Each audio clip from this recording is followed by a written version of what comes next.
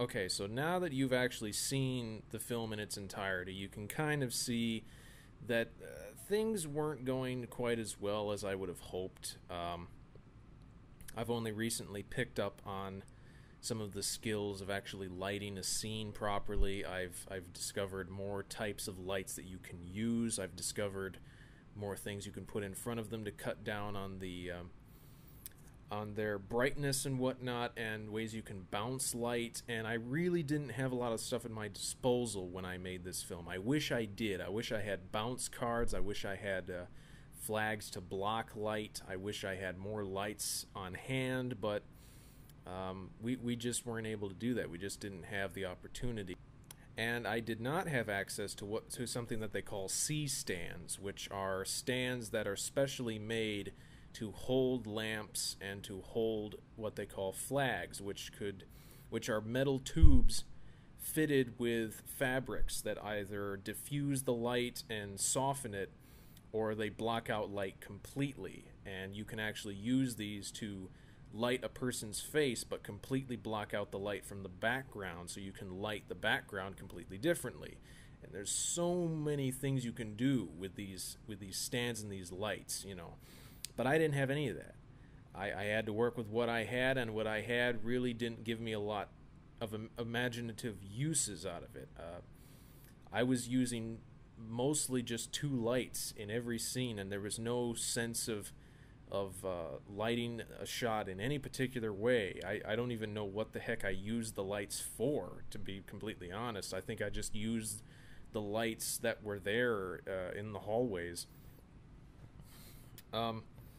I know I'm talking a bit before we actually see this, but one other thing I can say is that, as you notice there, I was putting in all these little titles to explain what was supposed to be happening, because I intended to finish the CGI graphics. And as you saw there, some of it looked pretty, at least a few shots looked pretty believable, at least in my opinion.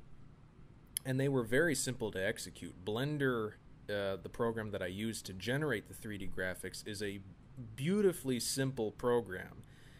If you've ever tried to use Maya, which I did way back in the day, and I have most recently with the recent versions of it, it's a pain in the ass.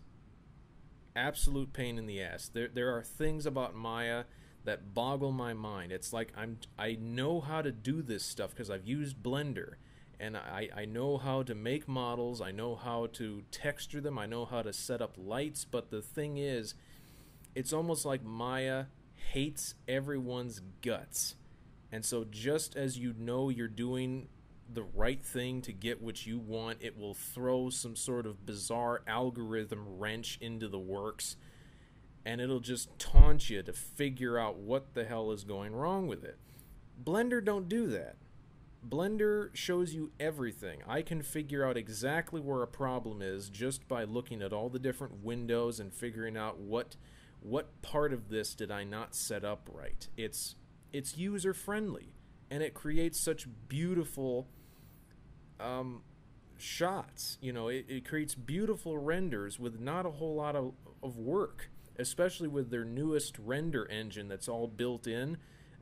The lighting, the realistic lighting physics are amazing. They're photo real in most instances, and it really doesn't take a whole lot to give you something that looks really, really nice. So it didn't take me long to make the shots that were there. It only took me a few days for each of them. The rendering time is what took the longest, and that was probably 2 days of rendering time for at least that stamper that was in there. But anyway, I was not able to finish these things because there was a sequence there with those 3 rolling sphere drones, which are kind of like robot drones, but I decided to make something interesting, kind of like maybe something you'd see in a 70s movie, and just make them bowling balls that were like 2 feet tall that would roll down the hall and bounce off the walls like it's a pinball machine. And I was trying to do this whole thing where I would create a hallway, and I would just have a physics engine drop the balls into the hallway, and I would turn the hallway and they would roll down it and bounce off the walls and roll down another path, kind of like those little toy mazes that you would shift back and forth, and the little spheres you would have to go into the center.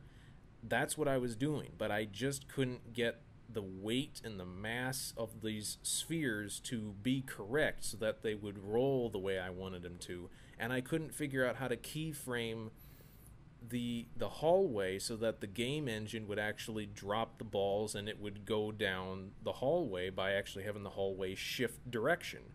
I couldn't figure out how to make the two things go at once. And so after I fiddled around with that a little bit, I just got fed up and I had to move on.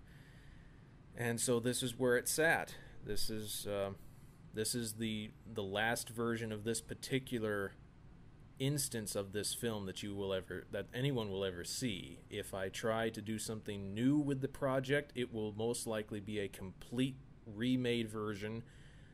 Whether it'll be in live action or animation, I'm not entirely sure, but I would much more prefer to do it in animation because of the comedic timing I would want to go for, and because there's a particular design I wanted to go for this film that if I try to do it in live action anytime soon, I don't think I'll have the budget to actually pull it off.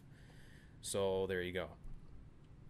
So anyway, enough of me rambling on without any video on screen. Let's get to the actual commentary and see what else I can talk about here. Alright, so yeah, there's the title card again, explaining that I wasn't able to finish things in time. Actually, there was a due date originally for this project, and I couldn't get things done by the due date, but the professor was kind of lenient on everybody that if you at least get it turned in by the very last day, you're good.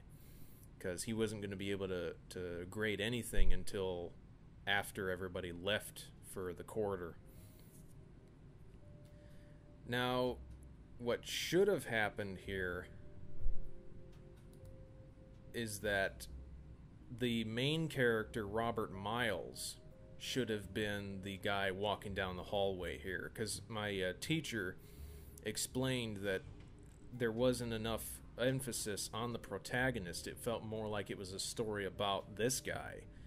And he's right. I mean, I still think there's a way to actually start out with Mr. Wilson before Agent Miles, but Agent Miles should have been walking down the hall too. I should have had shots of both of them walking down the hall to make it make sense.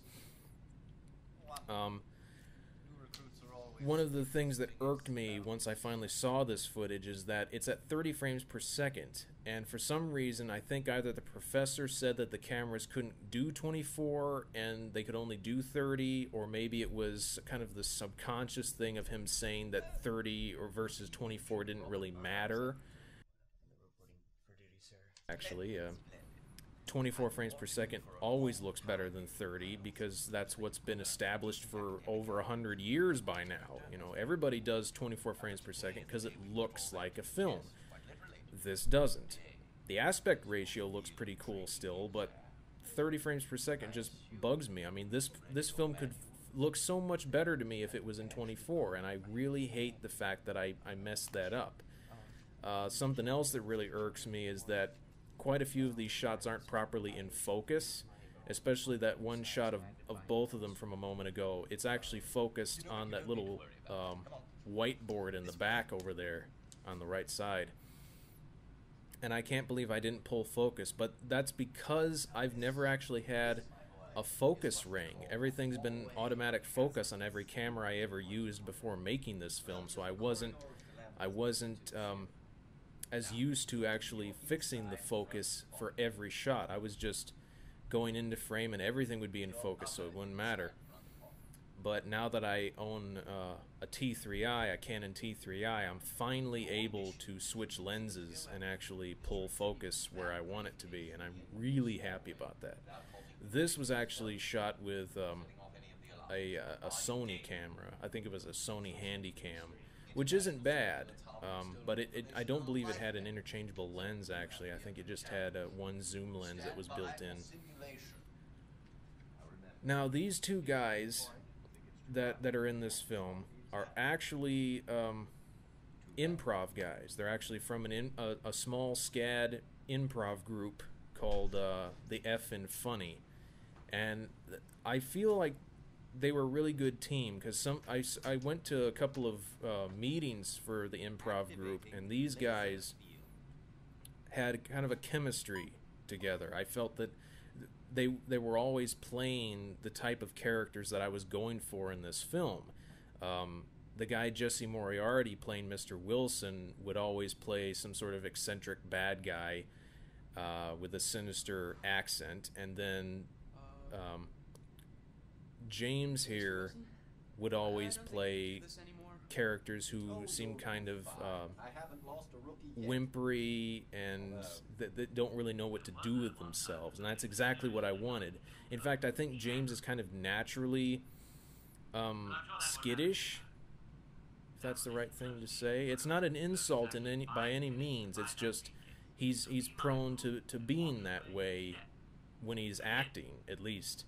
And so it fit the character so well. In fact, I think if I ever do an animated version of this film, I am going to base the designs right off these guys, because they fit the bill pretty close to what I was aiming for. In fact, Jesse originally was going to have a wig to cover up his long hair, but I think since we left it with his long hair, it actually has become part of the character in my mind, which often happens when you're working on any film. Some stuff will just sit with you after it's kind of changed. This was actually quite a difficult thing to make in Blender, even though they're all duplicated. Just trying to duplicate the pieces and put them where I wanted them to was a little tricky.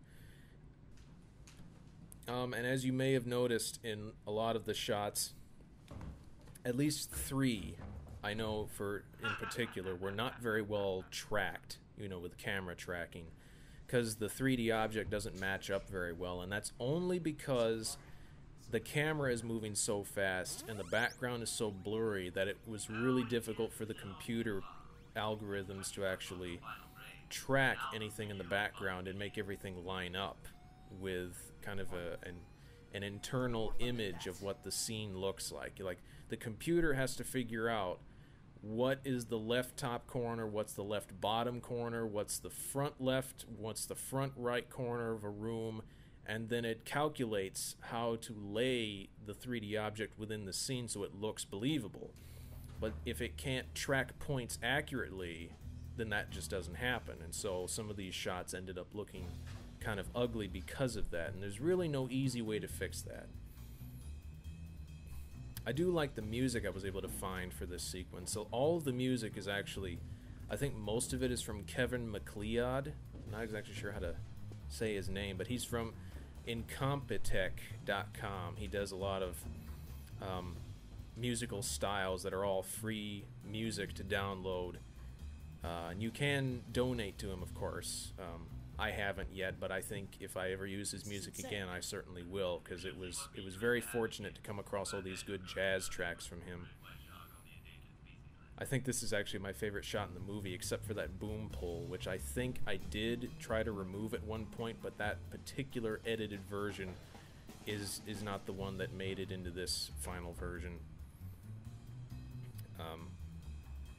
The location here is actually the hallways of the sound department in the SCAD film building, because I was looking for a place that had a bunch of long, twisting gray hallways, and these kind of fit the bill because there was just enough hallways. In fact, there's only a few back there, but there was just enough that I could film them from enough different angles to make it look like there's more.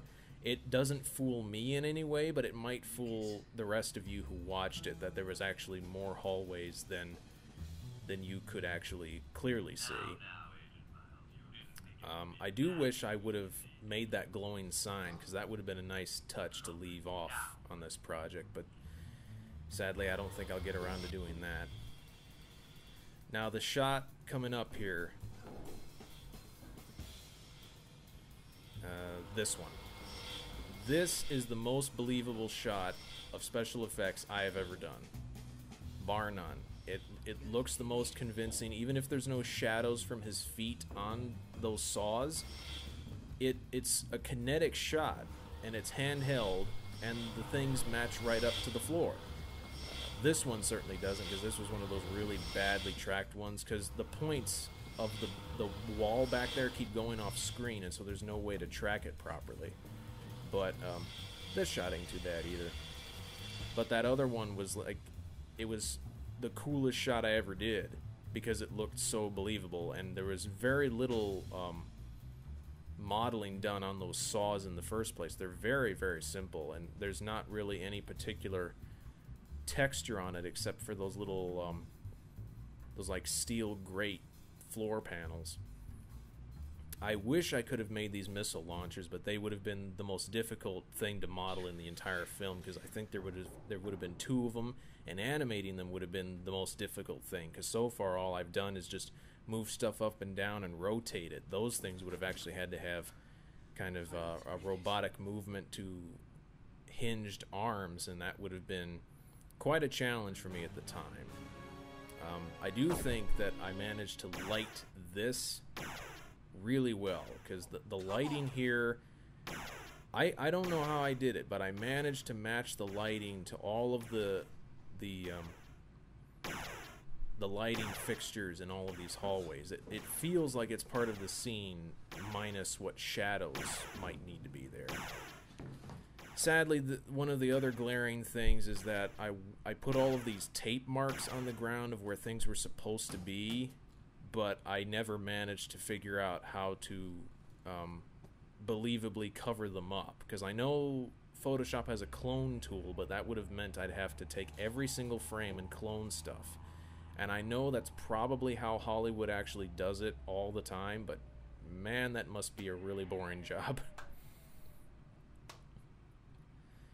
Because these 2 guys were improv guys, I picked them not just because they fit the bills of the characters, but because I was hoping that they would give me some funny lines just off the top of their head, kind of like how Steve Carell at the end of one of his movies will show a bunch of outtakes of all the other combinations of things he came up with for a particular joke.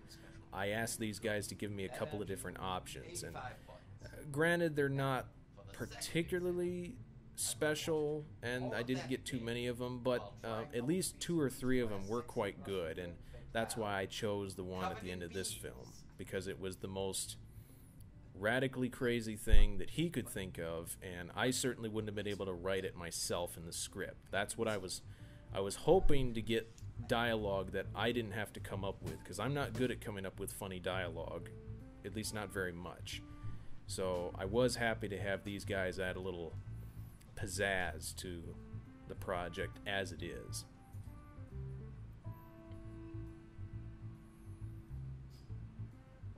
And I guess that's about it. Yep, see, there's incompetech.com. Quite good music. You ought to check it out for any of your stuff. I know YouTube just added their own music library of free stuff, so might want to check that out as well. I am seriously thinking about putting up even more commentaries for older stuff, or even some humorous riff tracks kind of stuff about my older videos. I don't know who will watch them or who will care, but it allows me to kind of do fun stuff with my old material, because it's a nostalgia trip for me, first off, and you know, for all of you subscribers out there who've subscribed to my channel and want more stuff from me, I know I'm not necessarily giving you impressions, but for now this is kind of the stuff that I'll have to give you for any new content, because I should be giving you something, but I don't have the time to really prepare something spectacular, so I kind of have to do this stuff in the meantime. But there's the opportunity for you guys to see that. I haven't ever put it up before, and I'm glad I have now. I may actually do a commentary track for my Civil War video as well. I think I ought to try doing that. But I guess that's about all I can say for now. So thanks for watching, everybody. Hope you enjoyed that a little bit. And I will be back with more commentaries, more riffs, and whatever else in the coming days and weeks. This is Filmmaker Jay signing off.